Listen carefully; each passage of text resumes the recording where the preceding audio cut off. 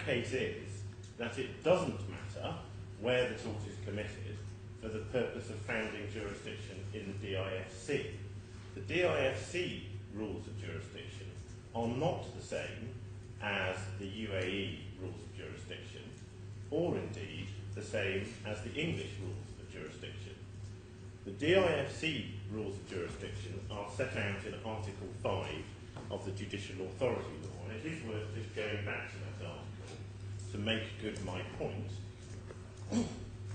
Article 5 is in the Claimants Authorities, Volume 1, at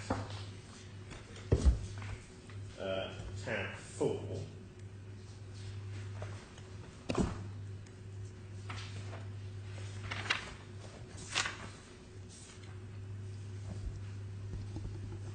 And if Your Excellency would just turn up to Article 5 jurisdiction, and before I say anything more about this, I just want to make this very simple point.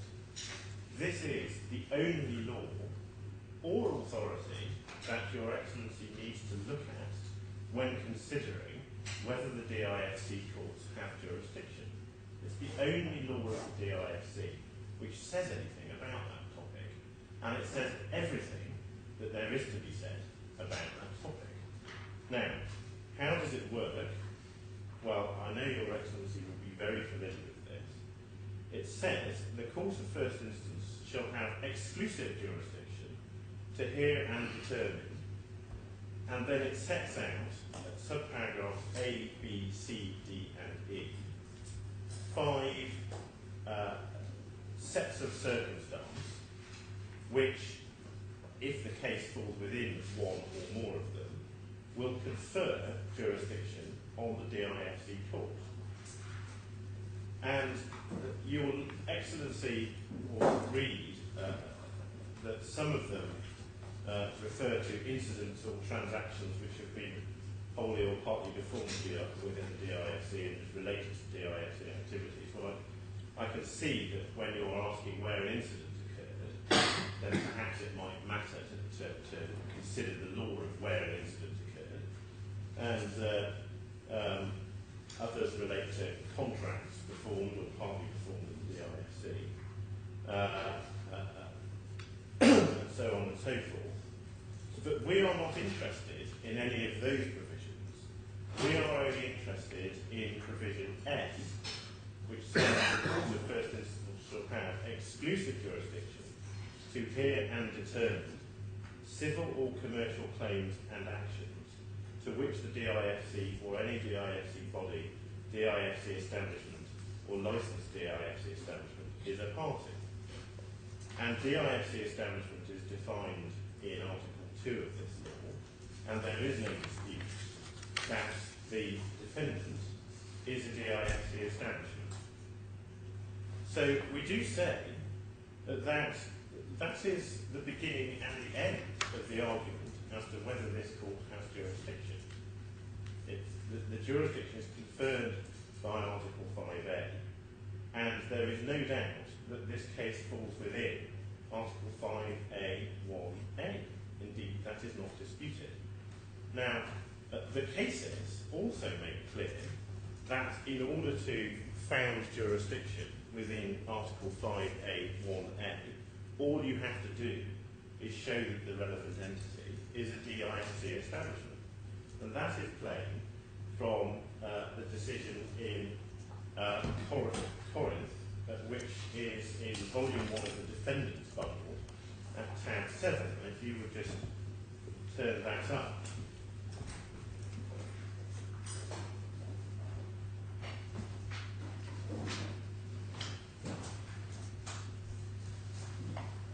Volume 1, no? Volume 1 of the Defendant's Bundle of Authorities at tab 7.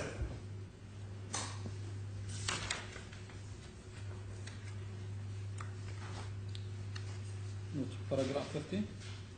And, well, there are various paragraphs where this point is made, but perhaps the simplest place to pick it up is paragraph 84, which is in Justice Sir John Chadwick's judgment.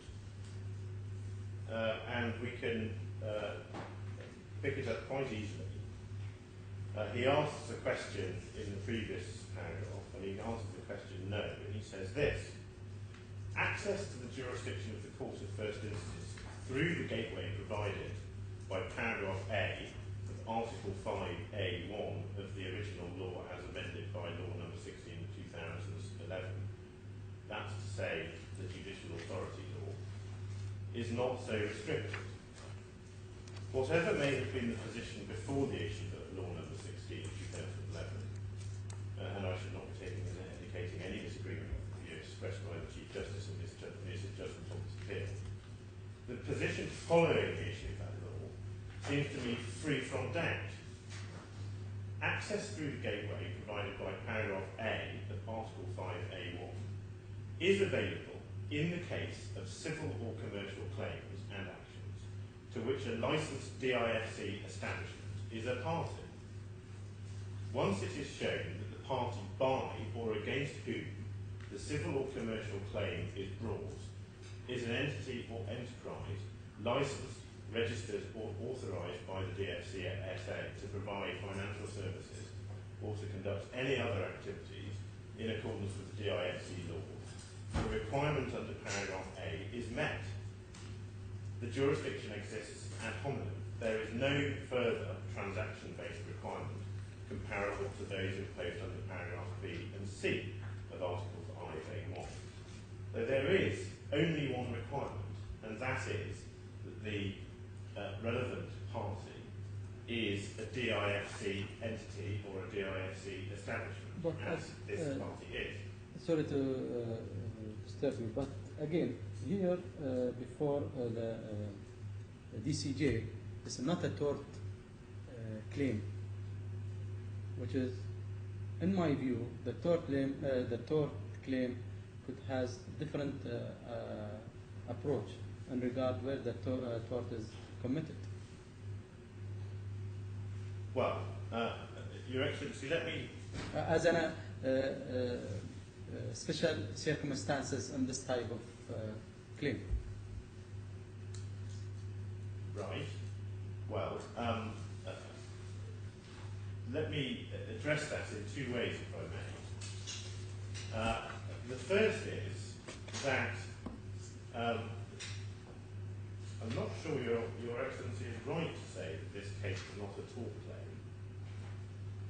I think it may be right to say that this case was, amongst other things, a tort claim.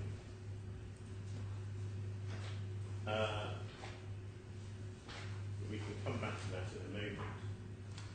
But in any event,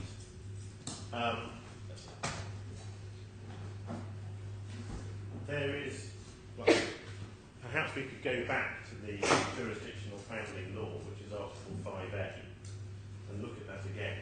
Because it is, in my respectful submission, the absolutely fundamental and critical law.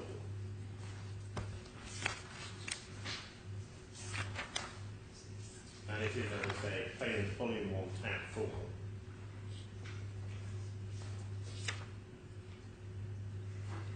And I would invite Your Excellency to read to yourself the whole of Article 5A1.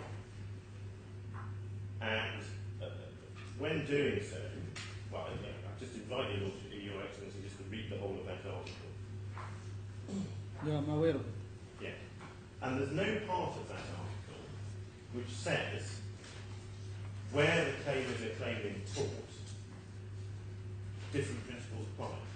And you want to say that civil matter, or means civil or commercial claims, and tort become under civil? Yes. This is what you want to say? Yes. Yes, a tort claim is a civil claim. I don't understand that proposition to be in dispute. If my own friend is disputing, the proposition is that a tort claim is a civil claim. If my learned friend wants to dispute that, then I'd invite him to do so now. But we have always proceeded on the basis, and indeed it's never been suggested otherwise, that a tort claim is a civil claim. Can be criminal? So sorry? Can be criminal claim? A tort claim there is no way in which my clients can bring a criminal claim because they're not a prosecuting authority. So I don't know whether a tort claim could become a civil claim, but a criminal claim. But my client's claim is a civil claim, brought not to put anybody in prison, not in order to seek any sort of criminal sanction. It is a civil claim brought to seek civil remedies, namely the remedy of damages. Damages. Exactly, Your Excellency is well ahead of me. So it's a civil claim, and as a consequence, it is a civil claim to which the DIFC establishment is a party. It therefore follows that the whole of the claim falls within Article 5A(1)(a) of the Jurisdiction Authority Law.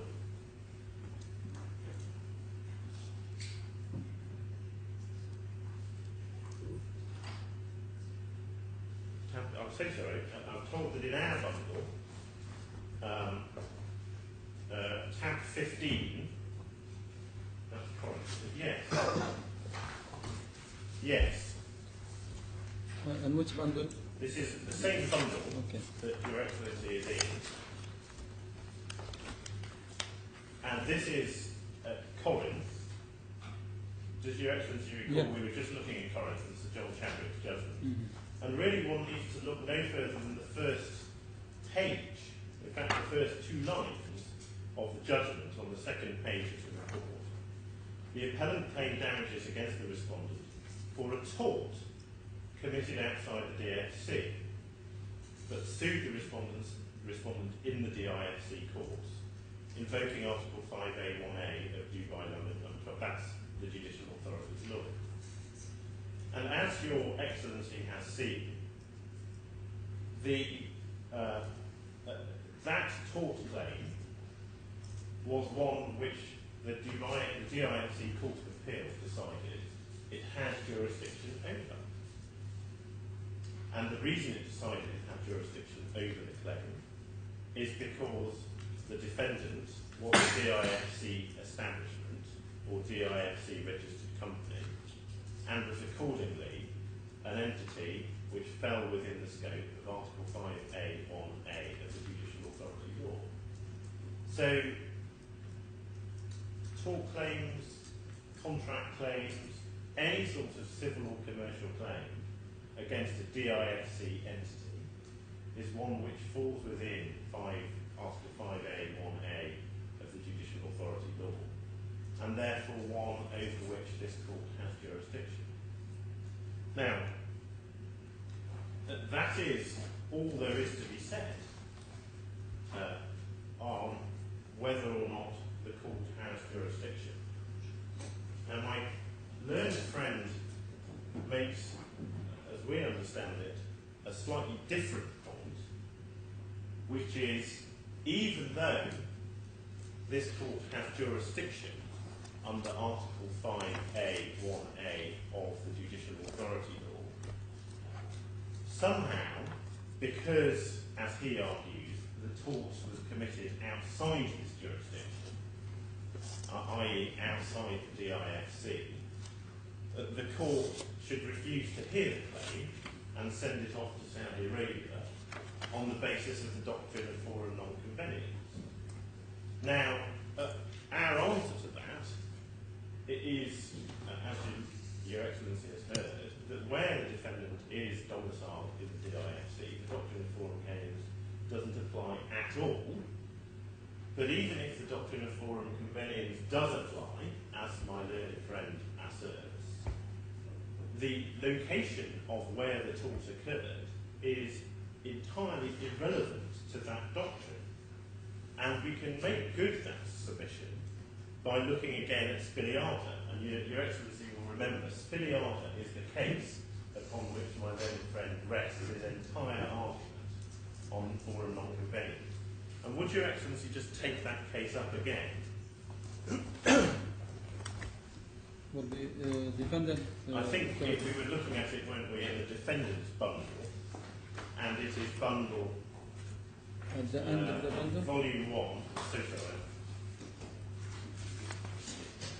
It's volume 1,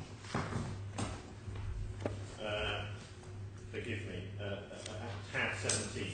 Yeah.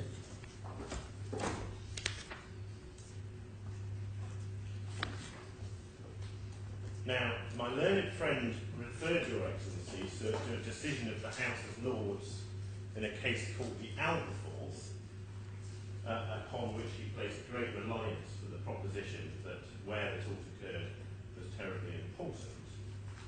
But that decision was arrived at sometime before the decision in Spiliada, and we do submit that this decision in Spiliada is the key decision when one comes to look at the doctrine of forum non-convenience, and insofar as my learned friend's argument is concerned, it is the critical decision upon which he relies.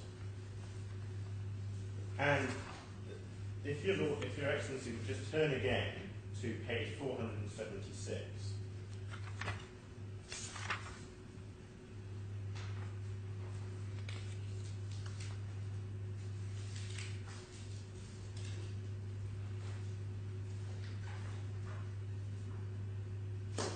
Yeah.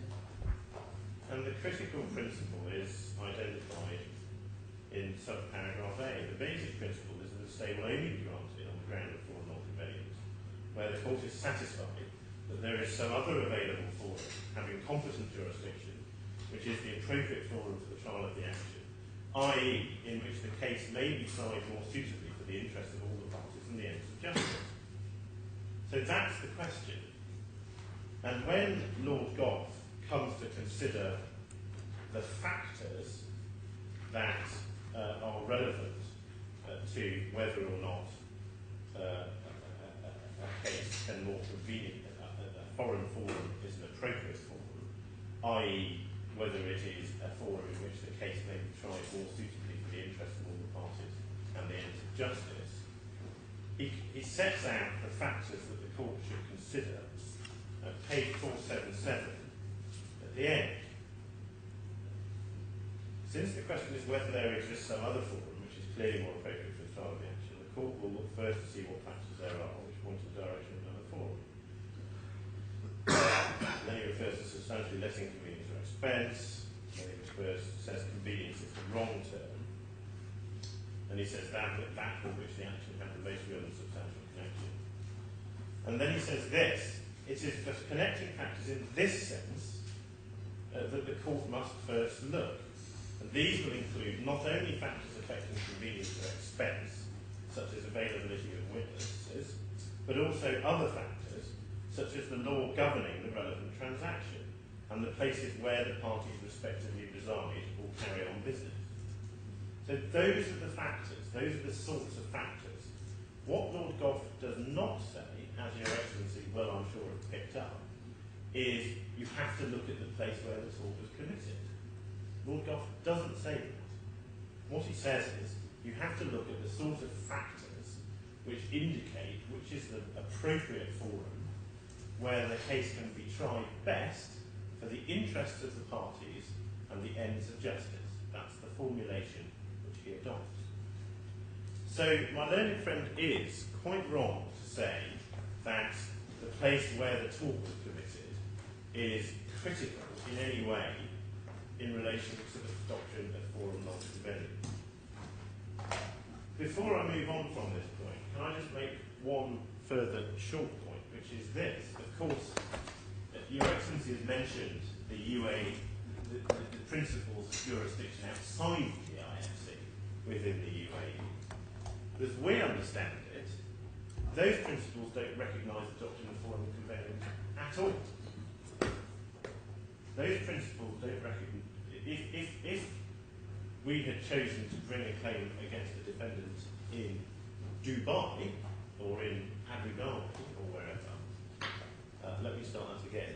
If the defendant was domiciled not in the DIFC but in Dubai itself, outside the DIFC, and if we had brought a claim against the defendant in Dubai, then there would be no question.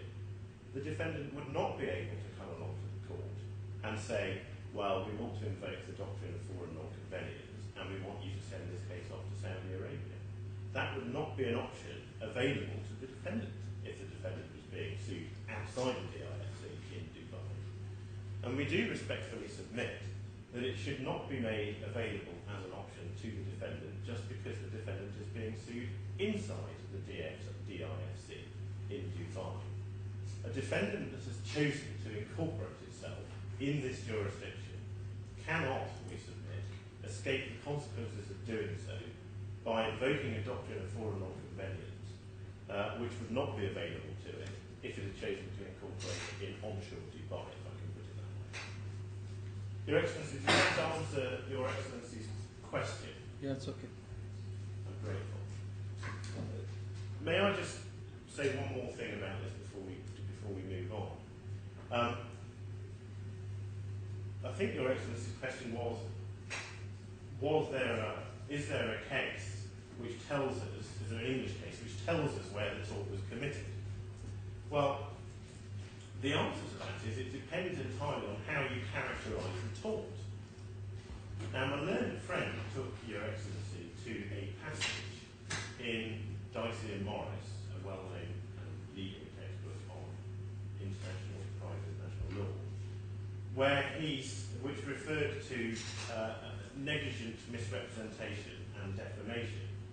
And he said that the place of commission of the tort, where there is negligent misrepresentation or defamation, is the place where the misrepresentation is received or the defamation is published. But what we say is that that's the wrong way, in any event, of characterising what we are complaining about in our claim.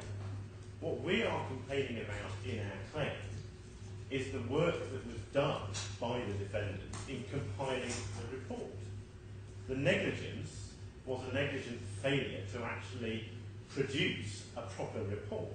A duty of care. Exactly.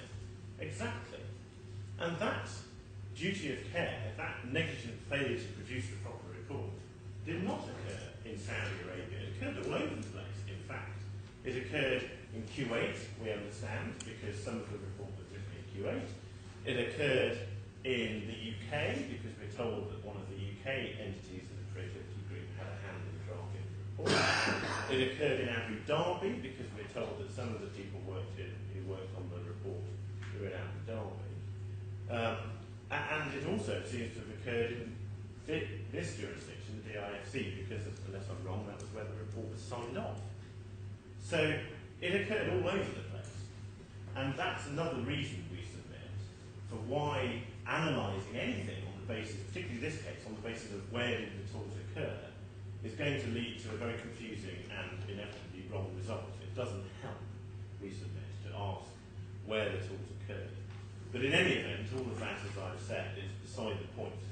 What matters is, does the case fall within the terms of Article 5A1 of the jurisdiction law? And we know that where the defendant is a DIFC entity, it does. And we also know from the Corinth Pipework case that that principle applies even where the claim is in tort. Your Excellency, where I think I got to was I set out 10 key factors as to why we say this case, why we say the defendant cannot show, even if the doctrine of foreign non-convenience applies here, the defendant cannot show that the Saudi courts are a more appropriate forum. There is, of course, an 11th factor, and it's one that Your Excellency himself identified, which is the question of enforcement of any judgment. If a judgment is going to be enforced by my clients, the claimants, then it will have to be enforced against the defendant. And so the question arises, where would it have to be enforced? Well, we know two things. The first thing we know, because my learned friend told us, is that the defendant, indeed no part of the defendant's group, has any presence in Saudi whatsoever. So there will be no question of enforcing any judgment in Saudi. We do know also that the defendant is registered here in the DIFC and has its office here in the DIFC. So if any judgment is going to be enforced, is going to have to be enforced in the DIFC by these courts. So what my learned friend's submission on forum non-convenience really amounts to is to say, send this case off to Saudi Arabia, wait however many months or years it will take for that to be resolved, but do so in the full knowledge that the case will have to come back to the DIFC courts if and when the claimants get to the stage of trying to enforce any judgment they obtain against the defendant. Now, we do submit that that suggestion is really very unrealistic. Your Excellency, against all of those factors, there is really only one factor which the defendant has raised, which points in any way, we submit, towards the courts of Saudi Arabia being the convenient forum for the adjudication of these claims. And that factor is the governing law of the claims. Now, that is a matter on which the defendant places very considerable reliance. As I said, it really is the only factor that they've got to rely on. There are, however, a number of reasons we submit why that factor is of limited significance. The first reason is because it's my learned friend's contention before you, in relation to the merits aspect of his application, that you are to presume that the laws of Saudi Arabia are the same as English law. In which case, of course, there is no problem in the DIFC court adjudicating on the laws of Saudi Arabia. The second point is that there is presently no suggestion that there will in fact be any legal issue in this case at all. The learned friend was quite right, we would say, in his submission that this case is all about the facts. And the fact that my learned friend and the defendant has not identified any issue of law is very important when Your Excellency comes to consider whether my learned friend's assertion that Saudi law is an important factor here is of really any weight. We can see that from the decision in a case in our volume 2, at tab 30.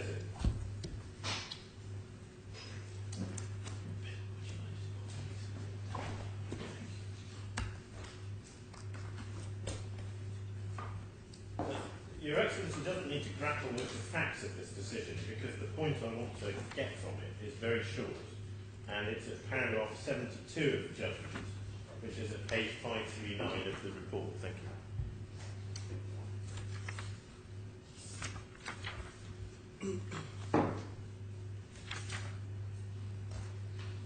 This was a forum of convenience application. It was a different type of forum of convenience application to our application, because this was one where the claimant had to serve the defendant outside the jurisdiction, and the defendant had come along and said the claimant couldn't demonstrate that the jurisdiction was the appropriate one. So it's different in that respect from our case. It's something that operates under English law, but doesn't operate under the DIFC law. But it's relevant in what it says about the importance to be accorded to foreign law. And what Lord Justice Clark says at paragraph 72 is this: it is to my mind important that in general, where a defendant wishes to set aside an order for permission to serve out of the jurisdiction on the basis that the action involves or may involve issues which should be appropriate, should be tried in a court or courts outside the jurisdiction, it is incumbent upon him, so far as possible, to identify the issues concerned and state as clearly as possible how they arise or may arise in the proceedings. Now, we respectfully agree, and the defendant has failed to identify any issue in these proceedings which will give rise to a question of Saudi law. There is no suggestion in any of the defendant's evidence or any of my learned friend's submissions, written or oral, that there is going to be, in this case, any issue of Saudi law. But even if there is an issue of Saudi law,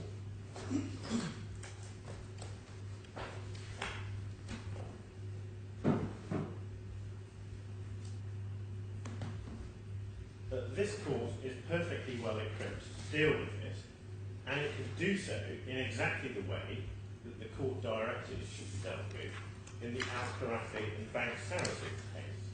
If Your Excellency would just turn up Volume 1 of our authorities, at tab 16,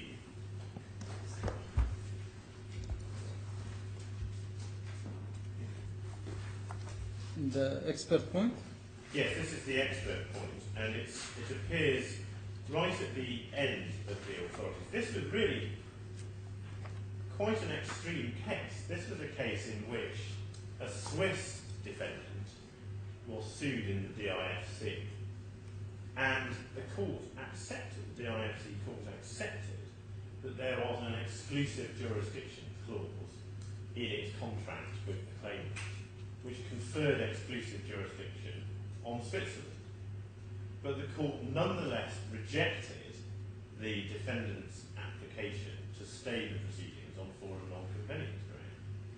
One of the things that the defendant said was that everybody agreed the claims, or part of the claims at least, would be governed by Swiss law. And one of the things that the defendant said, rather as my learned friend said, is that because there's a foreign law involved, that makes the foreign court the more appropriate court in which to try the claims. And that submission was rejected by the DIFC court, by the Court of Appeal. And we see that from paragraph 119. And what this says is, on balance, however, we have come to the conclusion that this is one of those exceptional cases where the court should exercise its discretion against enforcing the jurisdiction clause. Does Your Excellency have... I think this may be the case that we handed up to be swapped into the bundle yesterday. Yeah, which I did. But I couldn't find the... It's right at the end of the judgment. Paragraph 119.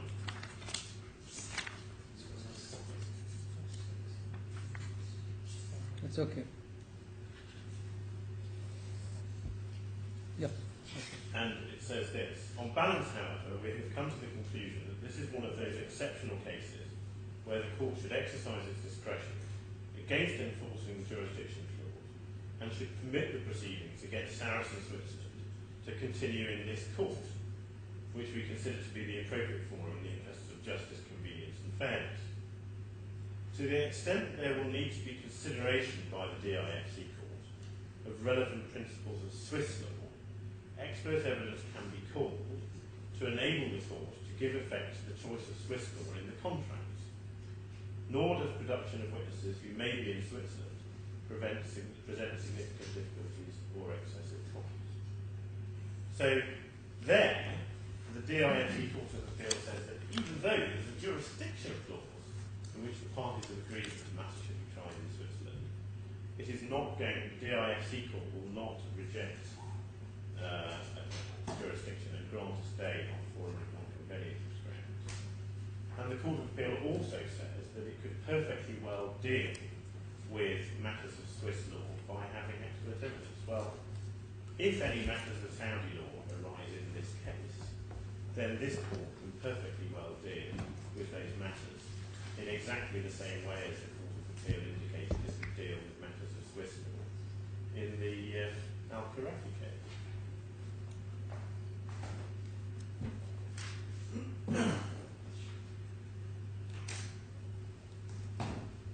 So, Your Excellency, we return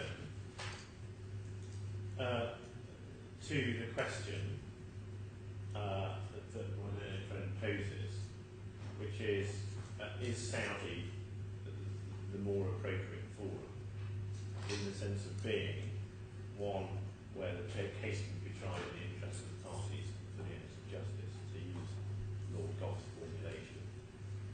And we say that the factors overwhelmingly show that it is not. And it's the defendant's burden, as Your Excellency will see in my learned friend accepts, it's the defendant's burden to show clearly or distinctly that the courts of Scotland are a more appropriate forum, the more appropriate forum than DIFC court.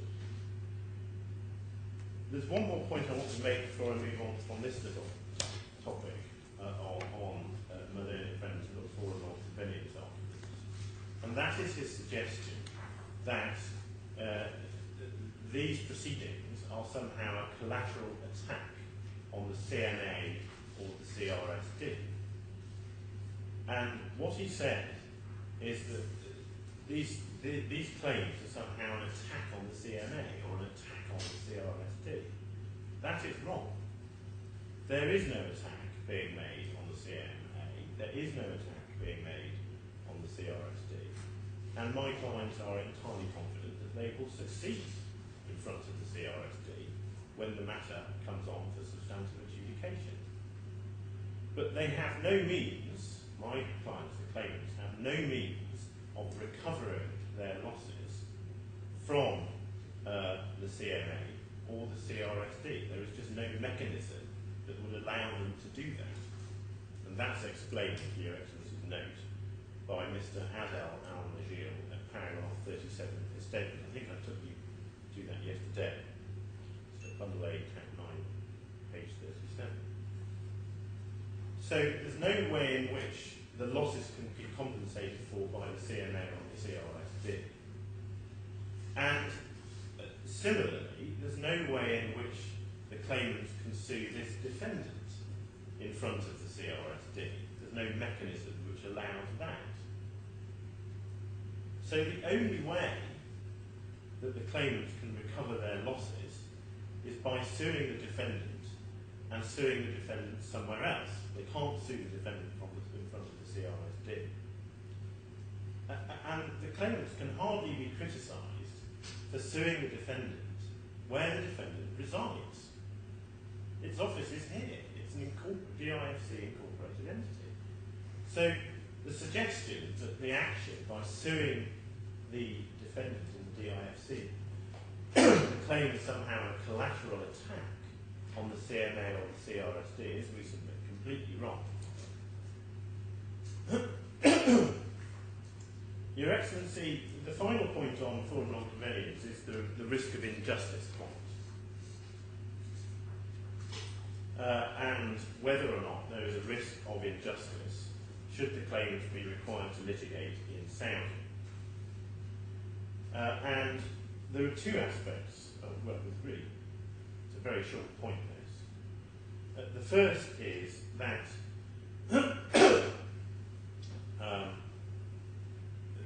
as Your Excellency knows, in practical terms, claimants can't travel to Saudi. Now that is a huge disadvantage in any litigation. They wouldn't be able to give oral evidence there, they wouldn't be able to direct proceedings there, and if they were forced to sue the defendant in Saudi, they would not be able to do so anywhere near as effectively or fairly as they could here, because they couldn't go there. And there is also a real risk that the Saudi Sharia court, not the Board of Grievances, but the Sharia court, which is where Dr. Al Sawat says this matter would have to end up if it was sent to Saudi. Not a specialist commercial court like this court, or like the Board of Grievances, but a non-specialist court. There's a real risk that it just wouldn't be able to deal with the matter in anything like the level of competence that this court would have, or the level of expertise. That's not a criticism, it's just an observation, it's a fact of life. And what that leads Professor Hertog to conclude is that there is a real risk that the claimants could not receive a fair trial in Saudi. And I will make that proposition good by showing Your Excellency his final paragraph, which is at bundle A, tab 11, page 90.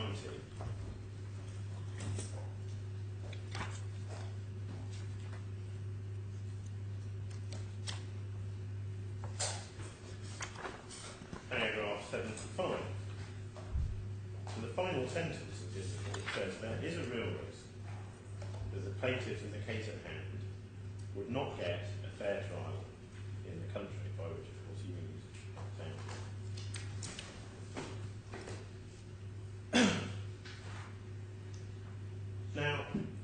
Your Excellency has received a very great deal of written and oral submissions.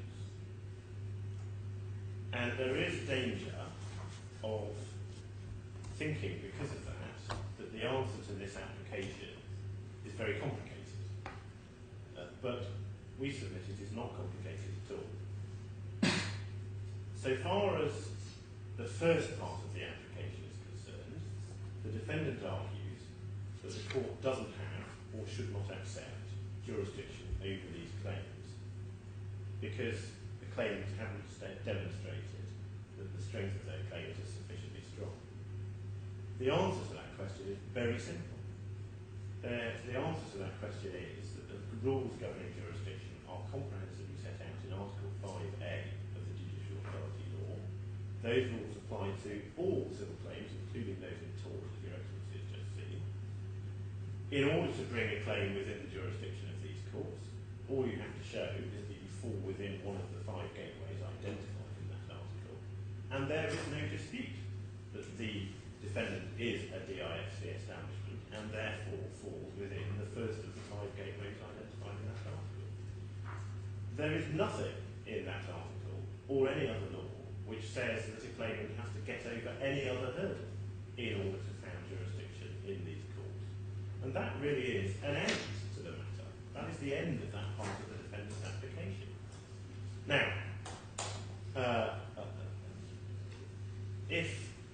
if I'm wrong about that, well, it's interesting to kind of think about what the consequences would be, actually, because if my learned friend is right, and any claimant who wants to bring a claim in these courts has got to show that they've got a good enough claim to proceed, then unfortunately the result will be that every time anybody wants to bring a claim, the court will have to go through a hearing like this.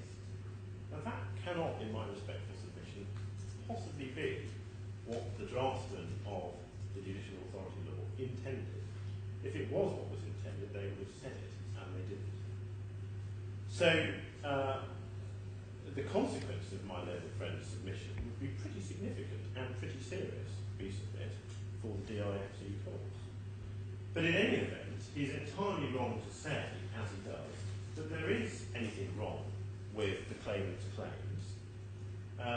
He's entirely wrong to say that they're precluded by the English doctrine of witness immunity for all the reasons I've given. And he's also entirely wrong to say that no recoverable losses are pleaded for all the reasons I've given. And what is more, his own expert seems to have concluded that there is nothing wrong with these claims as a matter of sound law, and that they could all proceed under that system of law, which is the very system of law which he says governs them. So that really is the end of the first part of my learned friend's application. So far as the second part of my learned friend's application is concerned, he says that the claim should be stayed in favour of the Saudi Sharia courts under the doctrine of foreign non-convenience. And the answer to that is equally simple. The defendant is a DIFC incorporated company which has its offices here and which does its business in the DIFC. The doctrine of foreign non-convenience has never been invoked by the DIFC court to dismiss or stay a claim against the DIFC entity. Never. It's never been done. It doesn't help the defendant to argue that the court should stay the proceedings by applying English law, because under English law there is no power to stay proceedings against a defendant domiciled within the jurisdiction in the circumstances as they apply here. And even if the doctrine of foreign convenience did apply in this case, the burden would be on my learned friend to persuade Your Excellency both that the Saudi courts were an available alternative for them, and that they were one which is clearly or distinctly more appropriate in the interest of the parties and the ends of justice. And my learned friend hasn't come close to demonstrating that or discharging either of those burdens. Indeed, it's impossible to understand how it can sensibly be said that the Saudi courts are more appropriate when the defendant is here, the claimants have their offices here and are based in the residence in the UAE, the witnesses don't reside in Saudi, the documents and the witnesses all speak English, no costs to be recovered in Saudi, the action would in any event have to come back to these courts in order to be enforced against the defendants. This court would get on with it much quicker, so the evidence suggests, than the Assembly Court. So we do respectfully submit that there really is nothing in this application, and Your Excellency is invited to dismiss it. The parties should now be directed to get on with this case and prepare to go to trial. Your Excellency, unless there's anything further I can assist you with, those are my submissions. Thank you, Mr. General.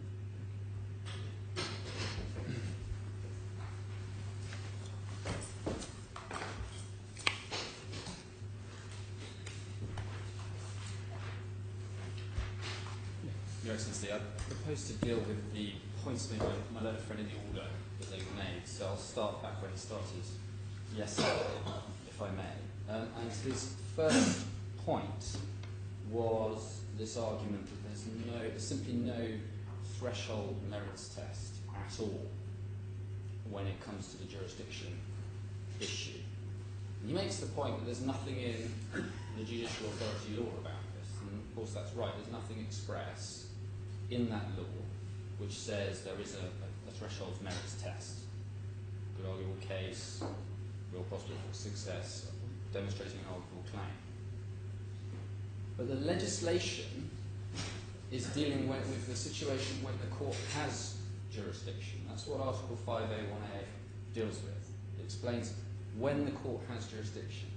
It doesn't say anything at all about the circumstances in which, although it has jurisdiction, the court can decline to exercise that jurisdiction. So we do know that the forum non-convenience principle applies in this court. We know that from cases like Corinth. We know that from cases like the Standard Chartered Bank case. There's nothing in Article 5 at all about forum non-convenience either. And the reason for that is because Article 5 is not about the circumstances in which this court can decline to exercise its jurisdiction. It's about when does this court have jurisdiction. And if it's right, from Carafi, and we know this, that at the jurisdiction stage, when the court is investigating whether a claim has sufficient substance to proceed, that is about whether or not the court should exercise its jurisdiction, then it must follow that you're not going to see anything in the law about it, because the law is dealing with when the court has jurisdiction, not about whether it should exercise jurisdiction. And we know from Carafi that the court does look at whether or not the case has sufficient substance, because that is what the Court of Appeal did in Carafi. The question they were looking at in that case at that point was, could Bank Saracen Switzerland arguably be held liable for the actions of Bank Saracen DIFC? That was the question. That is why they had to look at this position, whether or not there was vicarious liability. There wasn't. Or whether or not there could otherwise be liability if the acts had been expressly authorised by Bank Saracen DIFC. By Bank Saracen Switzerland. It wasn't about whether or not, if the claim was proved, it would fit within one of the jurisdictional gateways. That's not what they were looking at. They were looking at the substance of the case. They looked at that question and they decided it by reference to English and DIFC law. Because they were entitled to assume at that stage of proceedings that unless it was shown otherwise, or at least alleged otherwise, there's no allegation even at this stage, that would be, that the principles would be the same. My own friend says, well, there's going to be no questions of Saudi law in a case like this, in this case.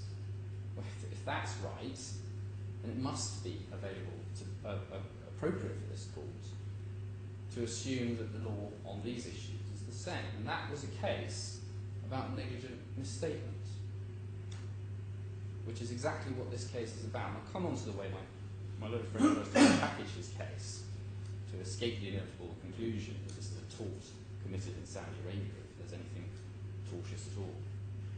This is a case wholly founded on the content of statements in the report. Everything else is irrelevant, everything else is background. to that, because until that report is handed to the CMA, and sent to the CMA in Saudi Arabia, there's nothing actionable happened at all. What's complained of is that statements were made in that report. The report was relied on to produce the charge sheet. That's the case. Not that something went wrong in the investigation. Something went wrong in the investigation and then was corrected. There'd be no claim.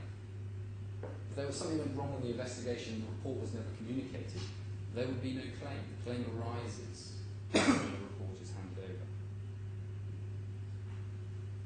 So we know from Karafi that Your Excellency can look at the merits of the case, and we also know from Karafi that Your Excellency can assume that foreign law that's asserted is the same as the IFC law, is the same as English law, unless something different is shown. Now, as to that, my learned friend says, well, Dr. Al-Sawaf seems to accept this is at least an arguable claim under Saudi law. And he relies on the terms of the letter. We take Your Excellency back to it. But in the letter, Dr. Al-Sawaf says that the Saudi courts would accept the claim. And my learned friend says, that means that the Saudi courts would agree that the claim is valid. Well, if that means accept the claim is correct, then Dr. Al-Sawaf must be interpreted as saying, we can see we're going to lose in the Saudi courts. Of course, that's not what he's talking about. When he says they'll accept the claim, what he's saying is they will receive the claim. They'll accept jurisdiction over the claim. They'll letter about jurisdiction. And there's absolutely nothing in that letter, or indeed in Dr. Al-Sawaf's report, which says anything about the merits of the claim at all. It's quite wrong to assert that he accepts anything is arguable on the merits. It doesn't say anything about it at all. It's simply wrong to say that.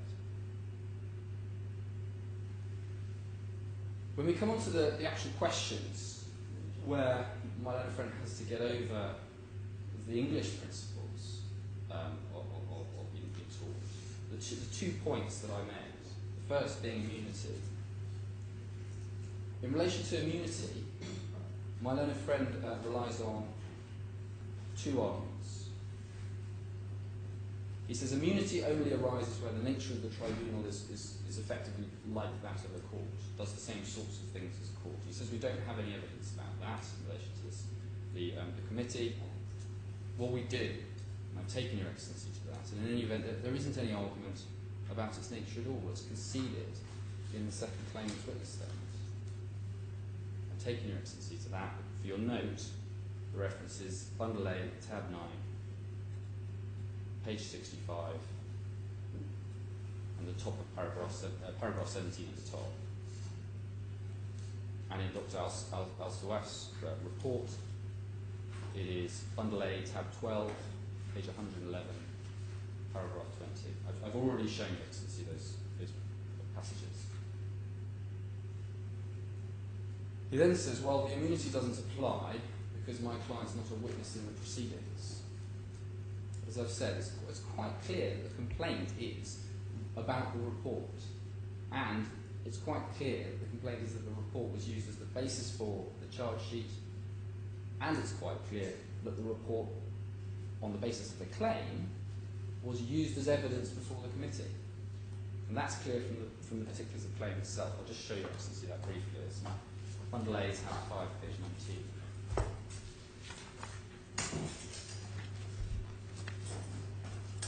Paragraph 36.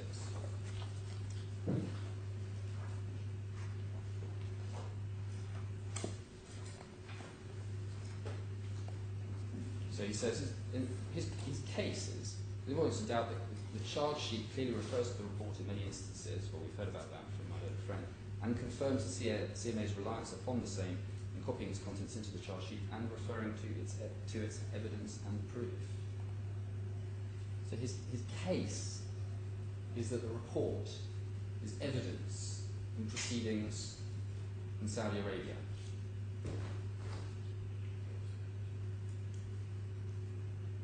Of course, insofar as the report contains statements of fact,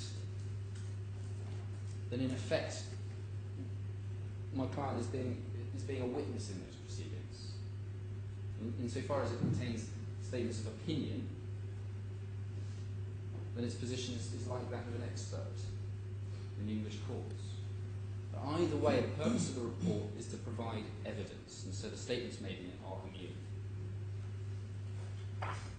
My learned friend referred to a case of Smart, where it was said, it's all quite difficult, he said, so you can't decide it at this stage.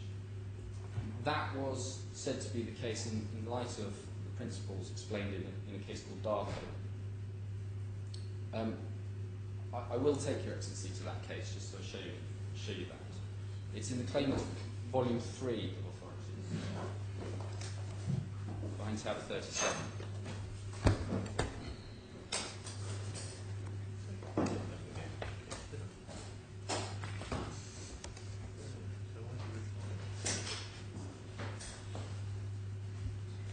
Go to page 447 of that.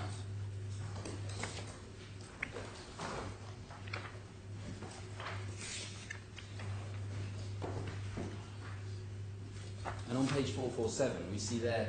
excuse me? Is 36? 37. 37.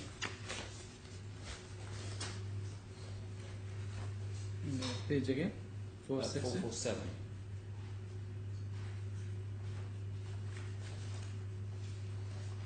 That's C.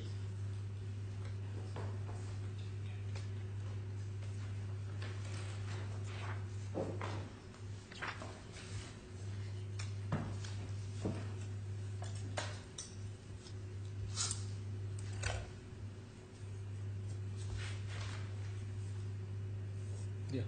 So what's being said, what's happening there is that Asrul's is applying the case of Taylor, which is the case that I took your excellency to, and referring to the speeches in there. As Lord Hoffman put it, the absolute immunity rule is designed to encourage freedom of speech, communication, and judicial proceedings by relieving persons who take part in the judicial process from the fear of being sued for something they say. It is clear that if that objective is to be received, it would not be satisfactory to confine the immunity to evidence given by witnesses while they're actually in the witness box. Witnesses seldom enter the witness box without having been interviewed beforehand by a solicitor or an investigating police officer. As the Earl of Holsbury said, the public policy which renders the protection of witnesses necessary for the administration of justice must, as a necessary consequence, extend to the preliminary examination of witnesses to find out what they can prove. In Evans, it was held that the immunity was available to potential witnesses in criminal proceedings at the time when such proceedings were merely in contemplation and not yet been commenced. The same view was taken in the case of an expert's report, prepared in the knowledge that, if there was evidence to bring proceedings for child abuse, proceedings would be brought and the report would form part of the evidence in those proceedings. So very similar to the situation in this case. In Taylor, it was held that the immunity extended also to statements made out of court which could fairly be said to be part of the process investigating a crime or a possible crime with a view to prosecution.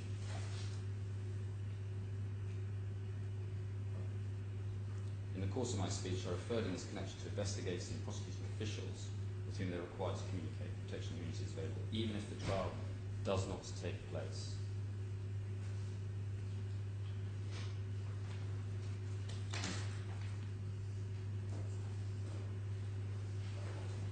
Very briefly, at 458,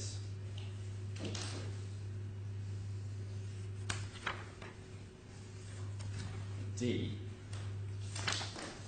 your client makes the point that the immunity would be worthless if it were confined to actual giving of evidence in the court. Thus, as recognised in Watson, the immunity should cover what is said at the stage when a witness provides a statement of the evidence which he or she is going to give in court, since the immunity relating to what occurs in the trial could otherwise readily be circumvented. So it covers the point at which the report statement is provided to the party who's going to rely on it. So the allegation you can't get around the immunity by going backwards in this stage. Even if the potential witness provides a statement but is not in the event called as a witness, nevertheless the immunity ought to apply. And I'll just show you the final paragraph of that page as well. That same consideration of avoiding a circumvention of the immunity should serve to justify its application at the early stages of a litigation or prosecution where evidence is being collected with a view to court proceedings. It may be that here some delicate questions of fact may arise as to whether or not material in question was or was not provided in the view to court proceedings, While the line may be difficult to draw in some cases, the distinction in principle is clear. In the statement of cases, as Drake recognises evidence, the statement must be made for the purpose of a possible action of prosecution and at a time when a possible action of prosecution is being considered. So yes, there may be cases where it's hard to draw the line, but where you have a report which is being prepared for the purposes of a regulatory prosecution, which is the effect in this case, it is covered by the immunity. So there's nothing in Darker which doubts what's said in Taylor. And the whole point about the Smart case was that it was being said, in light of Darker, in that case in Smart, there might be some difficulty. And the point in Darker was that the immunity didn't extend to allegations that evidence had been fabricated. That was the point in Darker, that was the allegation. Evidence had in fact been fabricated.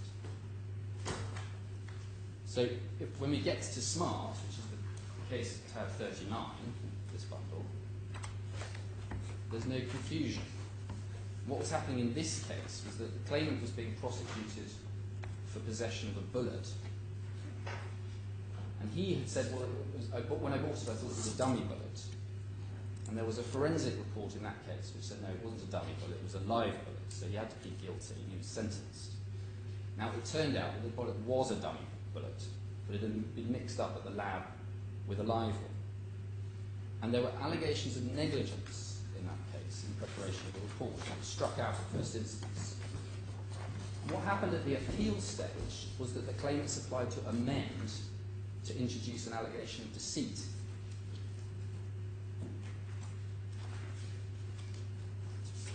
So we see that at page 5 at the bottom.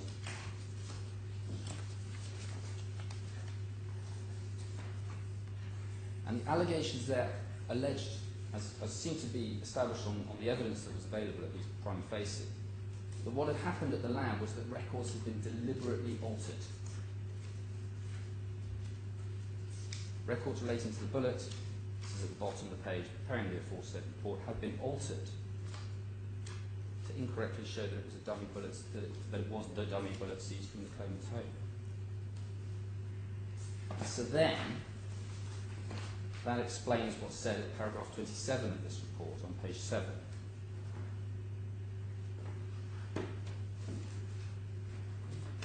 Well, 26, the court explains the rationale for the immunity halfway down paragraph 26. The rationale for the immunity is first the need to protect witnesses from the fear that they will be harassed by subsequent actions against them. Immunity is designed to encourage freedom of speech and communication in judicial proceedings. Second, the immunity is designed to prevent a collateral attack being made on a decision in which the allegedly false evidence was given. And at 27, now that we have allowed the amendment, that's the amendment introducing the allegation of fabrication of evidence, the rationale for conferring witness immunity has gone. First, witnesses are called by the respondent to explain and justify the handling of the case. They cannot be protected from being questioned or from accounting for their actions. Second, now the allegations of deceit to be fully aired, the immunity serves no purpose because it will not prevent a collateral attack.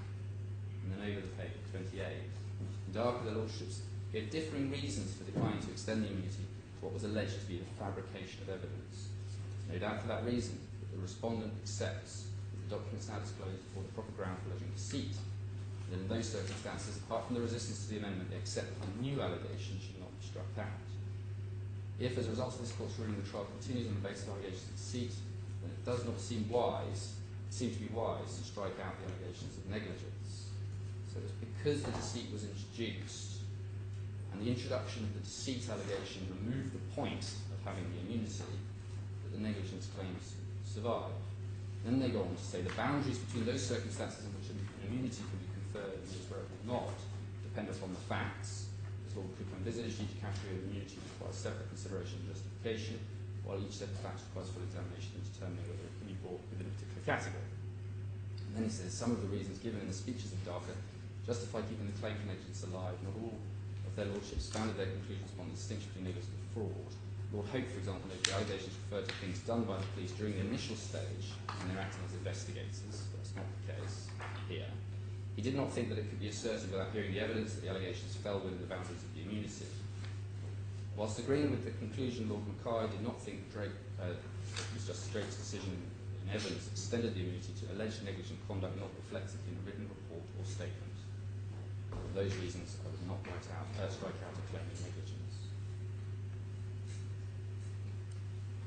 So there's no change to the principle that a report which is to be relied on in evidence is covered. We saw that when we looked at Taylor. We also saw that the purpose of the immunity is to prevent witnesses and investigators and experts from being sued. Not just from being sued successfully. So it must be possible at this stage, or at least at the summary stage, to strike out these sorts of claims. Otherwise the whole purpose of the rule is undermined, because you have to have an investigation and harassed with a subsequent action. The whole point is that you can cut the claim out at an early stage. There may be difficult cases where, in particular, there are allegations of tampering with evidence or creating evidence, where it may be difficult to draw the line. Where you're just saying what you said in that report was wrong, and the report is being used in court proceedings, then it is, at least a matter of English law, covered by the immunity. Well, Your Excellency, sorry, I just want to be absolutely clear. Is my learned friend applying to strike out my case? I've made that entirely clear. The intervention is not justified. I only ask because my learned friend has said, in support of the submissions he's just advanced, that it must be possible to strike out a claim at the early stage. Well, is he doing that or not? No, I'm not doing that. There was no ambiguity in my submission, no justification of my learned friend's intervention. I'm not asking Your Excellency to strike out a claim. My point is that it must be possible to strike out a claim. The reason that is relevant is because it must be possible for the court, on a summary basis, to decide that a claim of this sort has no substance. Now, I am asking Your Excellency to make that finding, but not in support of an application to strike out, but in support of my submission that that test is relevant to the question of whether this court exercises jurisdiction, and that the court shouldn't exercise jurisdiction. My submission of that couldn't be clearer.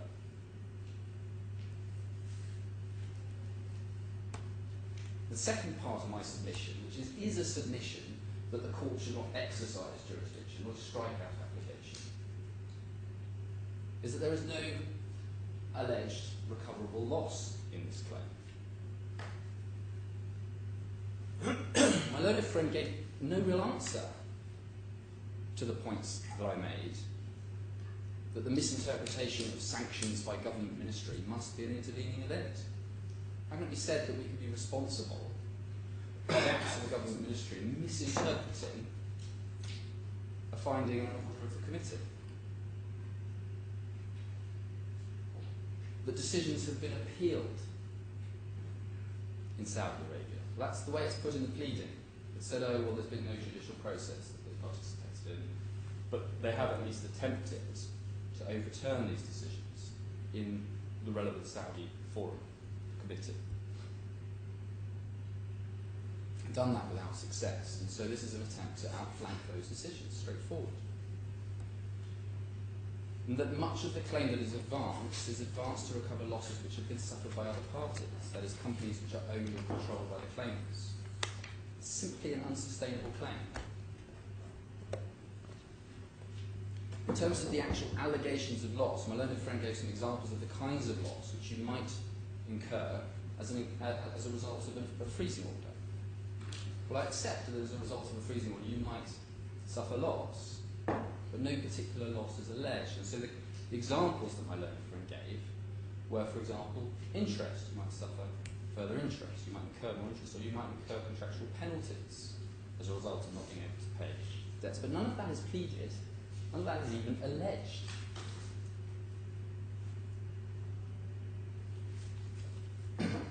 Now, the next point my learned friend was submission. He says, I'm not allowed to advance my forum non-convenience argument because my client has submitted to the jurisdiction. Rather ironically, my learned friend snapped at me when I intervened when he was discussing this. But he was not making a fair presentation of the documents at that point. because he left out bits which make it absolutely clear that this is and always has been a jurisdiction complaint. I'll take your excellency to the bits that he left out for me. I took you first to the application notice. It's a bundle A, tab 1, page 1.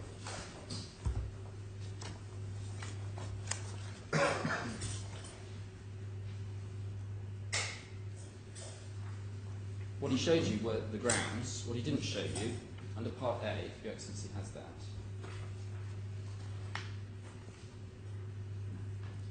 paragraph 4. This application is made pursuant to Part 12, 1, 2 of the rules of the DRC courts. Part 12, 1, 2 says the defendant who wishes to argue that the court should not exercise its jurisdiction may apply to the court for an order to clarify that it has no such jurisdiction or should not exercise its jurisdiction. So on the face of the application notice, it says this is an application notice about whether the court should exercise jurisdiction. In the witness statement, Ashraf, Your Excellency will find tab 7.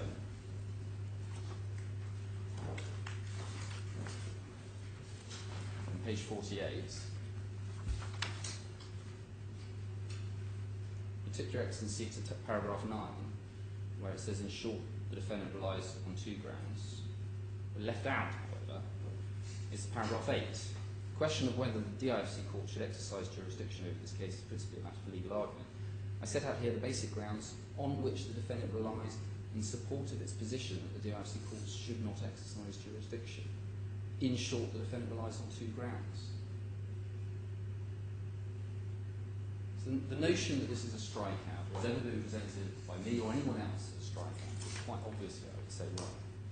Just about jurisdiction, I'll find wrong, and there is no threshold merits test. Your Excellency dismisses that argument. And the effect is not that I've submitted, it's simply that that part of my application falls away. That's all that happens. On to foreign non-convenience.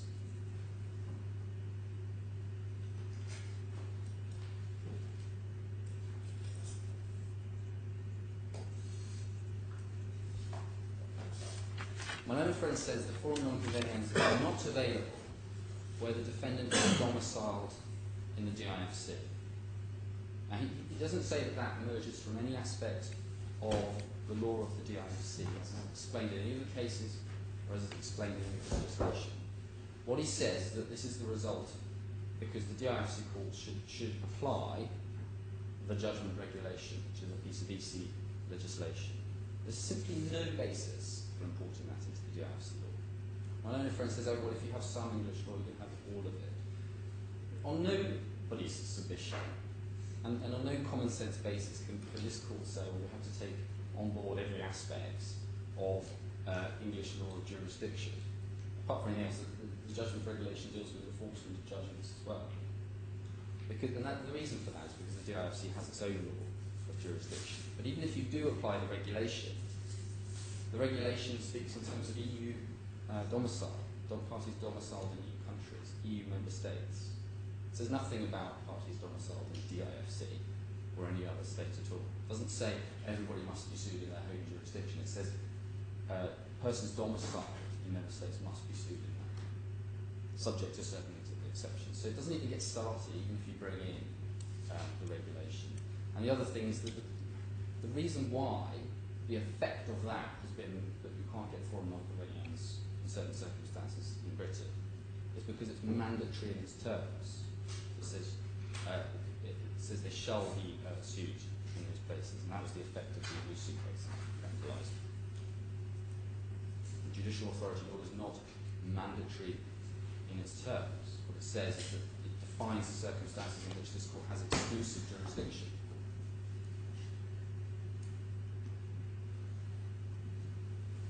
And my learned friend says, well, there's some magic in the fact that the defendant is incorporated here. But there isn't, because the gateway is Article 5A1A, and that applies to all centre establishments. So that covers parties who are incorporated here, but also parties who are simply licensed to do business here. And that's how Barclays Bank was caught by the DIFC jurisdiction in the Corinth case. And just like Protiviti, Barclays Bank chose its connection to the DIFC. That's one of the points that the Chief Justice made in Corinth. But that doesn't mean you can't bring a forum non-conveniens argument. We know that from Corinth, forum non-conveniens applies to control the excessive exercise of jurisdiction based, in particular, on that provision of Article 5. It didn't arise in Corinth because the competing jurisdiction in Corinth was the Dubai courts. So it wasn't argued, and it couldn't have been argued. But we can't say, nobody can say, a DIFC court must exercise jurisdiction over every case involving a DIFC establishment. It's exactly the opposite of what the Chief Justice was saying in the Corinth case. So when a DIFC establishment is involved in transactions or events in another country, then the question will arise whether or not that reports of that country are clearly more appropriate for the dispute. So the fact of incorporation here doesn't help the claimants. And because in the passage that I took your Excellency to, and you're taken to again in the Spiliada, the point made there is that due deference is given to the fact that to those sorts of facts that the jurisdiction has been established as of rights, due deference is given to that by requiring the defendant to show that the other forum is clearly or distinctly more appropriate. There was a long discussion about whether there should be some other stronger presumption, and that was rejected, and the test is clearly or distinctly more appropriate. As to whether the Saudi courts might take jurisdiction, I won't go back over the evidence on this, but you've seen from the Hertog report, just quoting from that, he says of the Saudi Sharia courts, the case could be litigated in such a court. He says that. I've given you Excellency the reference to that. You've got the statements from Dr. Al-Sawaf.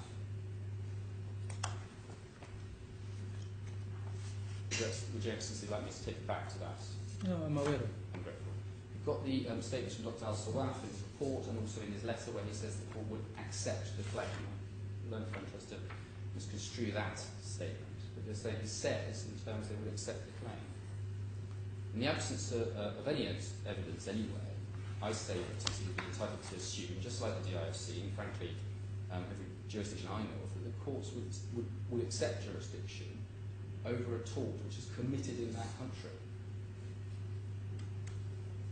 or where the party submits to the jurisdiction, which is also what's happened here. My learned friend says, well, it's not fair for me to rely on Dr. Al-Sawaf's letter. But that letter arises from a point which was made first at the skeleton argument, and quite carefully, it seems, not addressed in correspondence where my client sought to understand the case that was being made. On the issue of travel ban, whether that makes the Saudi case courts unavailable, I've shown Your Excellency the Askin case. The fact that a party wants to avoid effectively facing the music in another jurisdiction is irrelevant. And that's particularly true where the subject matter of the proceedings against him in that jurisdiction are connected to the subject matter of the claim he wants to bring here. That was the case in Askin. Your Excellency has also seen the Churning Derapassi case. You have to look at the reasons for not wanting to return to the jurisdiction. Criminal proceedings in and of themselves are not enough. The court in that case had to be persuaded that the charges were trumped up. There were other factors at play, but that was the way that this was dealt with.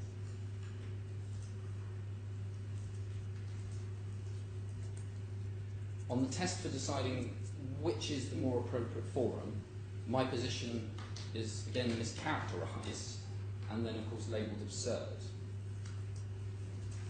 I don't say, it's not my case, that whenever foreign law applies, the case belongs in the foreign court. Of course, where the case is in contracts, very often there will be a choice of law. Law may or may not have anything to do with the substance of the claim. But where there isn't a choice of law, what I say is that the test for the choice of law plainly overlaps with the test for finding the natural forum. The test for finding the natural forum is a real and substantial connection. Now, on this point about whether or not the place where the tort occurred is relevant. I had thought my learned friend moved away from that position, so it's relevant but only one factor. That was what he said in his reply to skeleton arguments. They said, well, no, it's irrelevant. It's not irrelevant, and it's quite surprising my learned friend feels able to make that sort of submission, frankly. We have to go back to the Alberforth and volume 1 of the Defendant's Authority.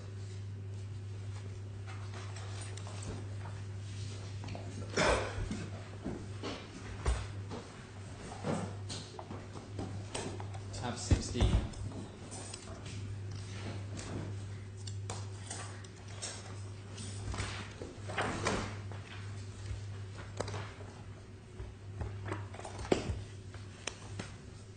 I've shown Your Excellency what Lord Justice Robert Goff, as he was then, said about this, but Lord Justice Ackner says precisely the same thing, page 94. In the second column, first full paragraph, these quotations make it clear that the jurisdiction in which a tort has been committed is prima facie the natural forum for the determination of disputes. And then at 96, second column, if the substance of an alleged tort is committed within a certain jurisdiction, it is not easy to imagine what other facts could displace the conclusion that the courts of that jurisdiction are the natural forum. My learned friend says, oh, well, that was decided before the Spiliada. If his position is that the Alberforth is no longer good law, that is simply wrong. And it has been considered and applied in cases since the Spiliada. You'd be very surprised if he's able to say that it's not applicable anymore. Well, let me make my position on that clear. Unfortunately, there is an authority of which Your Excellency doesn't have, and it's the decision of the Supreme Court of VTB Capital and Utrecht. The learned friend has seen fit to put in the first instance decision, the decision of Mr. Justice Arnold in that case, but not the Supreme Court decision.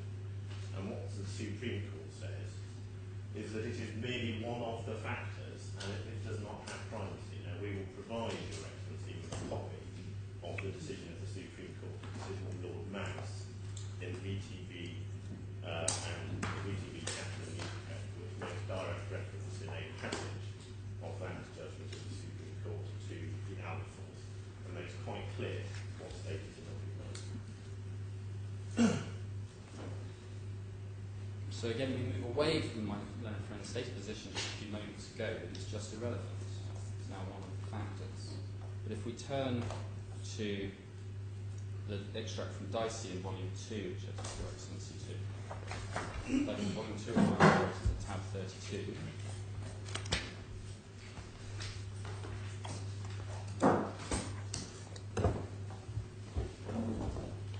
Page 558 at the bottom.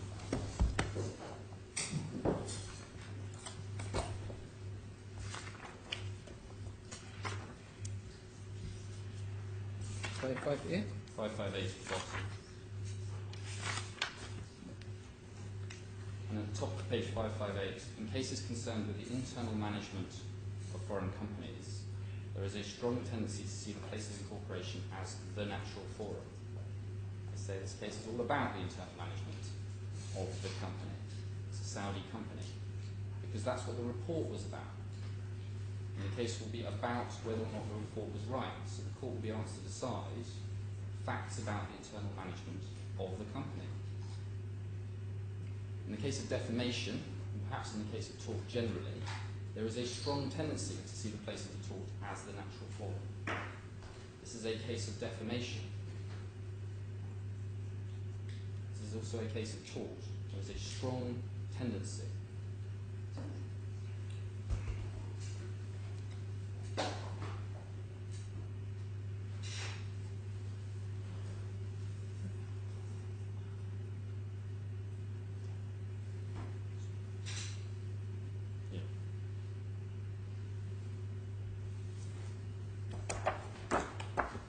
Now, as to the question about where the tort was committed, I say this claim plainly is a claim that I'm sorry what to say, it's in the same tab, Your Excellency. Just to go back to 11213. Same case? No, it's the same tab, it's an extract from Dicey. Okay. Go back to the beginning of the tab. It's the second page of the tab. Tab 21? We're in tab 32, second volume.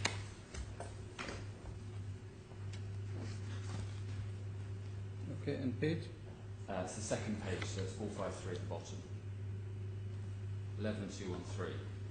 Still as company and Thompson, Privy Council adopted the test for place where, in substance, the act or omission occurred, which gave the plaintiff its cause of action. So that where the essence of the complaint was failure to warn the consumer of the danger of the product, cause of action results of a reason the place where the failure to warn occurred. And the torts of negligent and fraudulent misrepresentation, where the negligent or fraudulent statement was communicated from one country to another, were held to have been committed where the statement was received and acted upon. Prior to the adoption of that test, but consistently with it, it had been held that the tort of defamation was committed where the defamatory statements were published and not where they were posted or uttered. My learned friend said in his skeleton argument, paragraph 70.3, well, actually, the tort occurred, he says, in UAE, because that's where the Protiviti report was signed off. That's what he says in the skeleton. Well, now he says, oh no, actually it's all over the place, because what we're complaining about are things that happened during the course of the investigation. But in fact, he summarises the claim 80 aspects of the claim 83.1.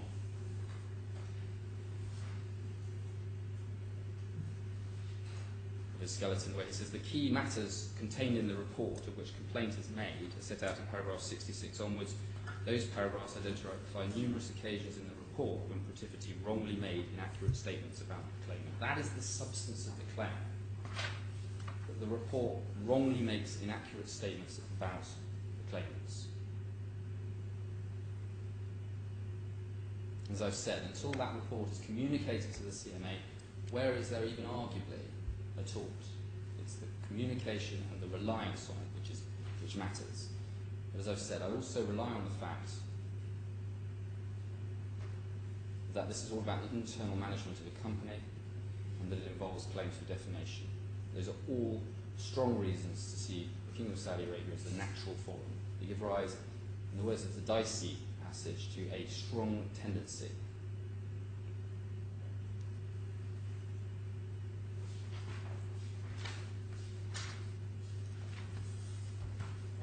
I'll deal now with the 10 factors that my learned friend raised. I'll deal with them quite quickly because I've covered them, some of them in my submissions. My learned friend's first factor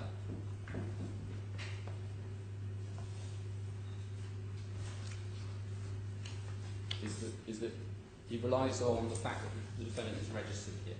But that only gets him into jurisdiction. Doesn't say anything about whether or not the court should exercise that jurisdiction. And the whole point of Corinth is that not every case where against a DIFC establishment belongs in this court. So the forum non-convening argument is available. My learned friend says, well, his clients are residents in the UAE. Well, that is certainly the second claimant's evidence now, but it wasn't the position when the particulars of claim were served. So it's since the application has been made, that's what the second claimant says. But it wasn't the case before then. I'll just show Your Excellency that briefly. It's in Bundle A.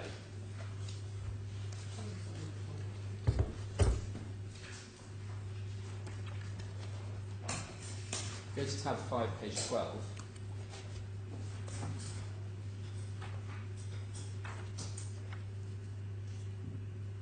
What they say is that the first claimant is and was, and all material times was, a Saudi national holder of ID.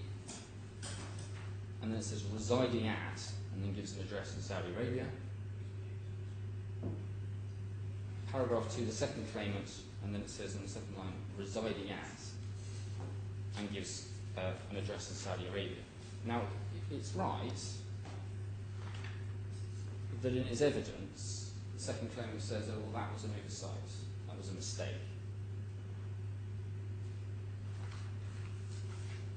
But it's not the only place where there's a mistake. If we go forward to page 39,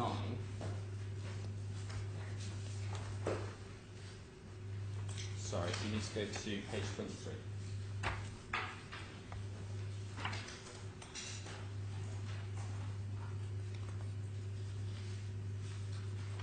Paragraph 55. So my learner's friend's case as to the applicable law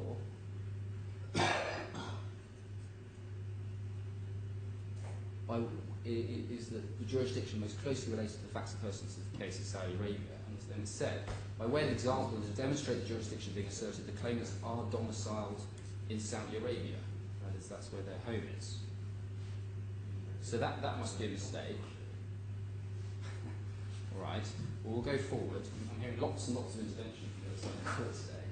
Quite like the opportunity just to make my submission. I'm not hearing much reply. This is really just a repetition of what my learned friend said first time around. You should be replying to the submissions that I've made, not repeating the submissions that he made. This is not a repetition of submissions, Your Excellency. What I'm doing is replying to the submission that this court should take account of the fact that it is asserted that the claimants live in the UAE. That's not their case on the face of the pleadings. I'm showing Your Excellency that. Because if we turn forward to page 39,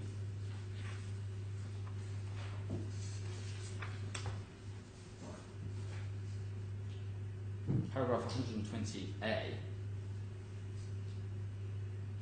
on the fourth line, we see as a direct consequence, this is of the suspension order, as a direct consequence, the first claimant has not been able to access his funds in KSA since the issuance of the temporary attachment order. This resulted in his inability to meet his daily household and business needs in KSA, which include, inter alia, payment of domestic workers' salaries. This is in Saudi Arabia, so you've got servants in Saudi Arabia, and contractual obligations to third parties.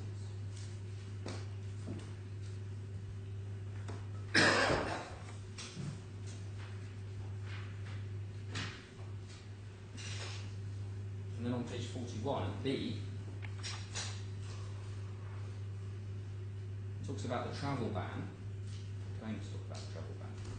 And then it said this: since the claimants were out of Saudi Arabia when the committee imposed the travel ban, this action prevented both of them from returning to their home country to attend to and discharge their personal, family and business affairs. And quite a lot of the loss that is pleaded here is about losses incurred in relation to business and personal interests in Saudi Arabia. That's where those businesses are said to be. Now, paragraphs 1 and 2 are described as an inadvertent oversight. But the claimants can't explain away the fact that their alleged losses, or some of them, require that they live and manage their significant business interests in Saudi Arabia. So the claimants can't say both, I'm claiming damages because I can't pay my household bills, my domestic staff and my utility bills, but actually I live in the UAE. They can't say both, I'm suffering losses because I can't return home to Saudi Arabia and manage my businesses there, but actually I don't live there, and actually it would be difficult for me to travel there, so the claim is better off here for those reasons.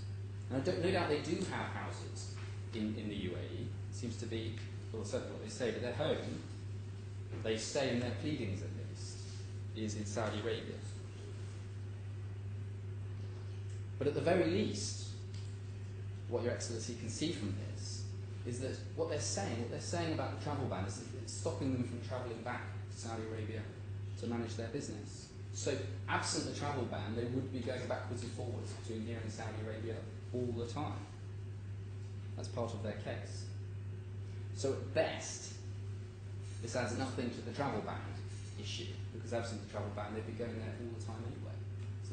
So it doesn't get them any higher than the problems associated with the travel ban, because absent those, there wouldn't be much inconvenience to them in having to litigate in Saudi Arabia. Because even if they don't live there, which is their current position, in response to this application, they go there to manage their businesses.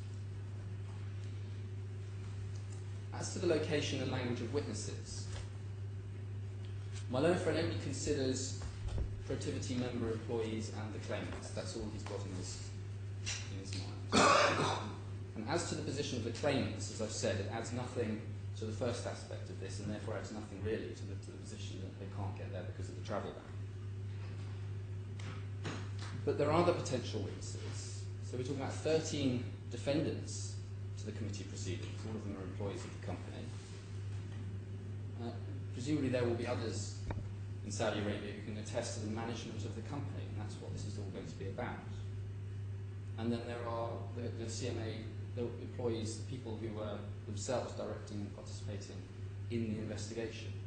So I don't think one can't just at this stage say, well, the witnesses will be confined, or the necessary witnesses will be only the claimants and Protiviti member employees.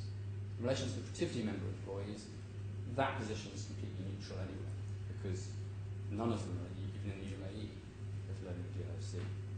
So it's really only the claimants and their presence in the UAE. So the question about location of witnesses really doesn't take you any further than the claimants, which doesn't take you any further than the travel ban.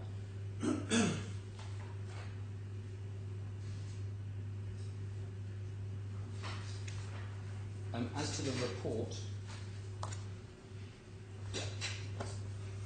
and it's been put up.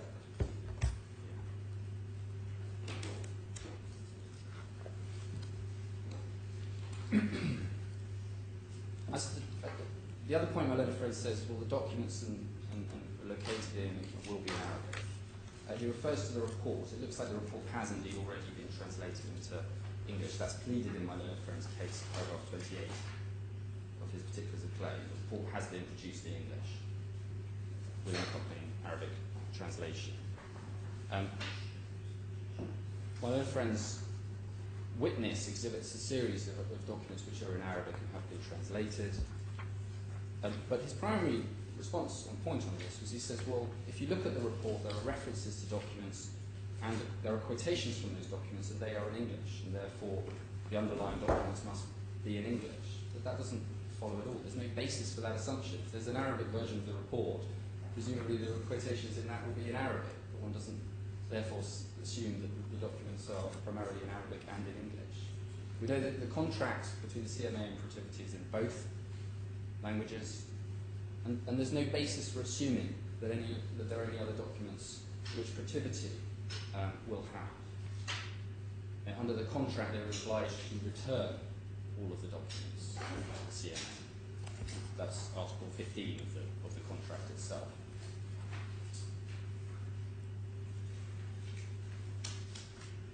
So as to the documents held by Protiviti, they were obliged to return all documents at the end of the contract. If the claimants have large volumes of English documents, or if the company had large volumes of documents in English, they would be able to tell us directly that that was the case. There's no evidence to that effect.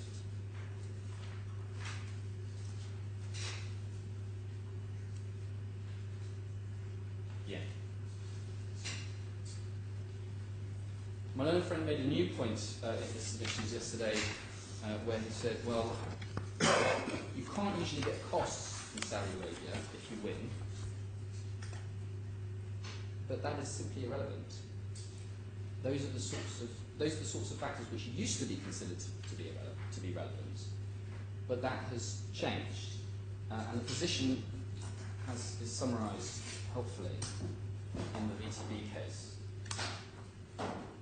which Your Excellency will find in the same volume of authority, volume 2, at tab 31.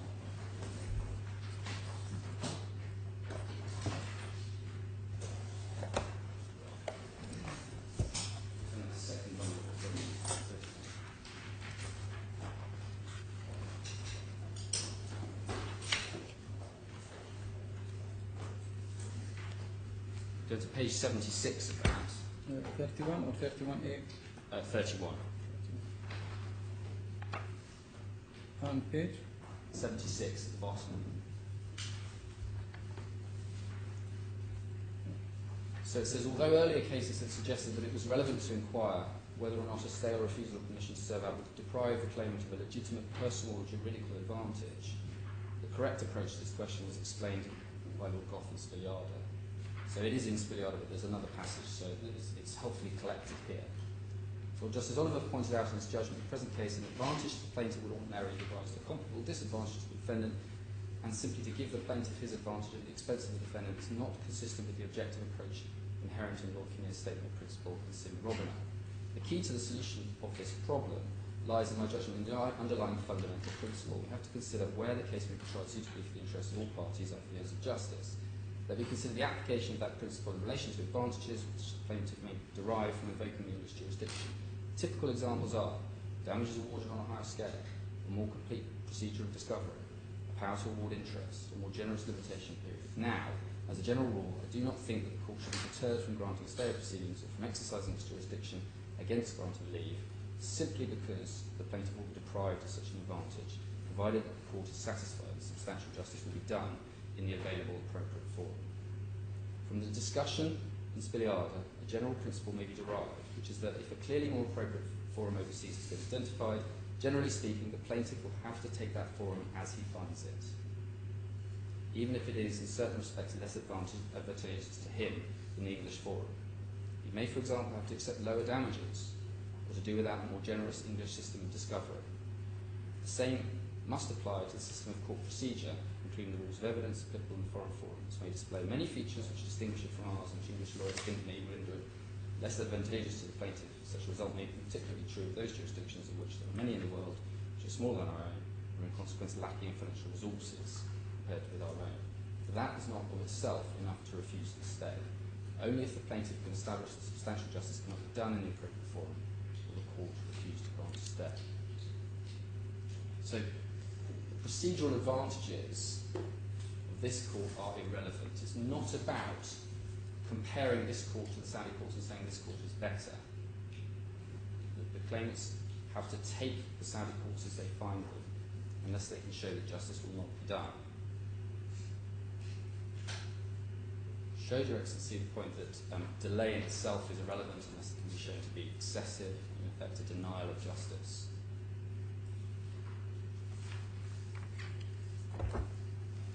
Your Excellency has been shown assertions by Dr. Hertog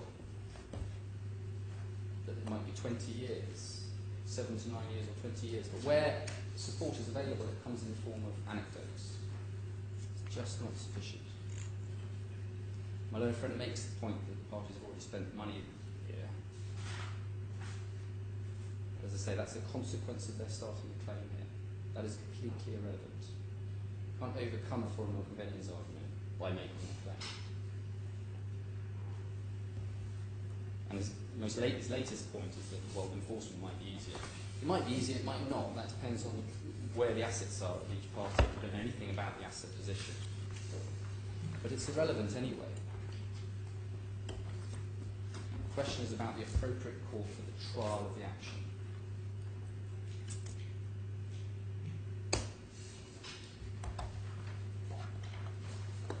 So when this flurry of points is actually inspected, there's no substance to it.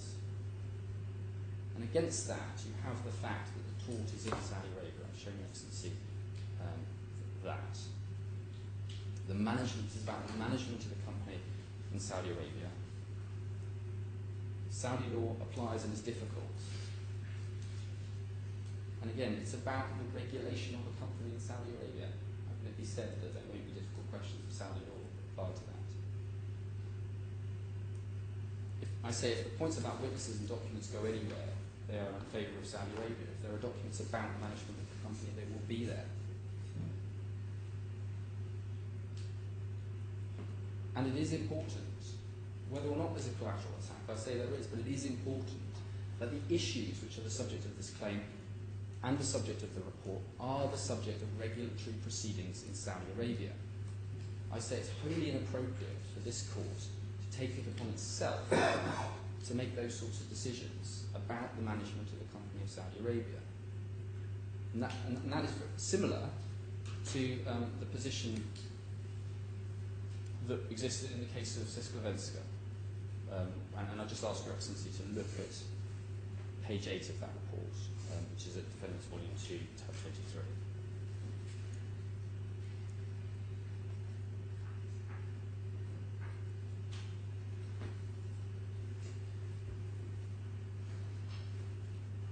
As to the idea that one can't get justice in the Saudi courts, the evidence that defence produced just go nowhere near that. It's ultimately, my learned friend has taken Your Excellency to not a single underlying document to support Dr. Hertog's conclusions. When one looks at that, again, it comes down to, really, reference to a Chambers and Partners website report, which says, I would advise people not to use the Saudi laws, of course, predominantly because they take a long time. A lot of this criticism is directed at Saudi law itself. It's unpredictable because it's not codified. And of course that's irrelevant. And again, it's going to be a factor in favour of the Saudi courts, not of these courts. And the idea that this court can find that the Saudi courts are incompetent to decide issues of this sort on the basis of an assertion by Dr. Hertog, who's an expert in politics and economy, but not in the legal system, and it asserts no experience, no personal experience at all of the legal system. The idea that this court could reach that conclusion is, as I said yesterday, an extreme submission. So, Your Excellency, this is a claim, ultimately, which is about the management of the company in Saudi Arabia. It is not appropriate for this court to say those sorts of issues should be decided here, when they can be decided in Saudi Arabia, and when there are judicial proceedings in Saudi Arabia on the very subject that is the subject matter of this claim. Thank you. Mr. Jonathan? Your Excellency, just through the wonders of technology, and if I might also say, the very considerable assistance of court staff here, we've managed to print off the decision of the Supreme Court in VTB, Capital and Nutritech, which I mentioned just a moment ago. May I just hand that up? And if I can take this very quickly, because there are only two passages which I want to show Your Excellency. This is where the first instance decision of Mr. Justice Earlman, which my learned friend made reference to, ended up in the United Kingdom Supreme Court. And this was a case where a claimant has served a foreign defendant outside the jurisdiction. And as Your Excellency may be aware, where a claimant in England serves a defendant outside the jurisdiction, it has to show that there is it has to show that England is the appropriate forum. So it's a different situation where the defendant is inside the jurisdiction. And so the sort of Spiliada principles apply in reverse. And the passage I want to show you is starting, I think, at paragraph 12 of the judgment of Lord Mance, who gave the lead judgment. And Lord Mance said, the locus pacificus in relation to issues of appropriate form of common law is Spiliada, where Lord Gough gave the leading speech. He identified as the underlying aim in all cases of disputed forum to identify the forum in which the case can be suitably tried for the interests of all the parties and for the ends of justice. Well, that's the quotation that I keep citing, probably more than is ever necessary, to Your Excellency. And then it talks about onus of proof, etc., etc. But the passage, that the judgment then goes on to deal with the Alderforth line of authority. The Alderforth, Your Lordship, Your Excellency will recall, is the claim, the decision that my learned friend very heavily relies on to say that there is some sort of presumption that when it comes to questions of forum convenience, the place the commission of the tort is the convenient forum, the appropriate forum. And what Lord Mance says, having analysed that line of authority, are, in light of the Spiliada principles, the Spiliada, of course, having been decided after Alderforth, he says what position the Alderforth line of authority now occupies in light of the Spiliada. And he says that in paragraph 18. He says, the Alderforth line of authority is no doubt a useful rule of thumb or a prima facie starting point, which may, in many cases, also prove to give a final answer on the question of whether jurisdiction should be appropriately exercised. But the variety of circumstances is infinite, and the Alderforth principle cannot obviate the need to have regard to all of them in any particular case. The ultimate overarching principle is that stated in the Spiliata. And if a court is not satisfied at the end of the day that England is the appropriate forum, then permission to serve out must be refused. Now, that last bit is dealing with serving proceedings on foreign defendants outside the jurisdiction. But what Lord Mans has said is precisely what I've been submitting, which is it's just one of the factors, and you have to look at all of the factors, and then ask yourself the question which Lord Gough asks in Spiliata, which is the other forum more appropriate for the interests of the parties and the acts of justice? That's what Lord Mans has said. The only other passage, and just to deal with the point that my own friend says, just so we're all clear, I do say that the place of commission of the talk is entirely irrelevant to the question of whether the DIFC courts have jurisdiction. And the reason I say that is because it's not mentioned in the judicial authority law. I don't say that it's irrelevant to the question of forum non-convenience. What I do say, and it's quite clear that I'm correct in this regard from what Lord Manson says, is that it's just one of the factors, and you have to look at all of the factors. The only other passage I think I need to take you to is paragraph 157, and this is the decision of Lord Wilson, I think. And what Lord Wilson complains about is the way in which the paragraph 100? 157, 157.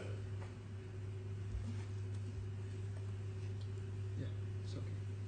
Go ahead. And he talks about the way in which the appellant has retreated from the suggestion that there is any sort of presumption that the place of commission of the tort is the appropriate forum.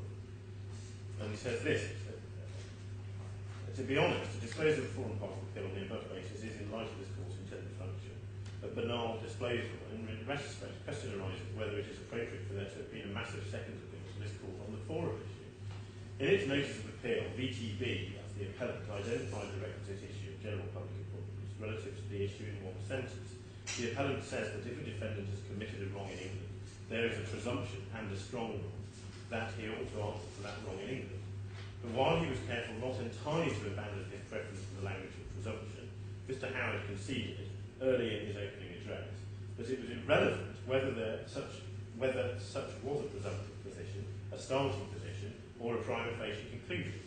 A little later in his address, he added that the issue was not really about a label such as that of presumption, but about approach. And he scarcely pressed the difficult suggestion that with anything in the jurisprudence, even in the Alberforth, to raise a formal legal presumption that the forum should follow the indication of the tool. So the appellant seems, by the sounds of what Lord Wilson was saying, to have pretty much abandoned the suggestion that there was any sort of formal presumption. But in any event, it's absolutely clear from the passage that I read to Your Excellency from Lord Mans that it's just one of the factors. Your Excellency, other than that, there's nothing I need to address you on.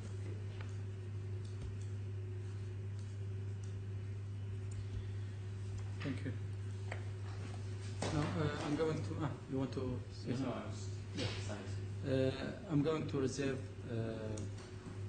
for judgment, and definitely before the new year, could be mid of December or last week of December, I'm going to hand down my judgment. Now, both parties need to exchange any further submission based on what. For me, I'm fine with the submission which before me here, unless if you prefer to file other further submission. Well, look, Your Excellency, I think not. As I said, I mentioned a case which I would ask Your Excellency just to look at the passage of, which is the Cecil Evensky case. But beyond that, no. Thank you. Very good. All rise.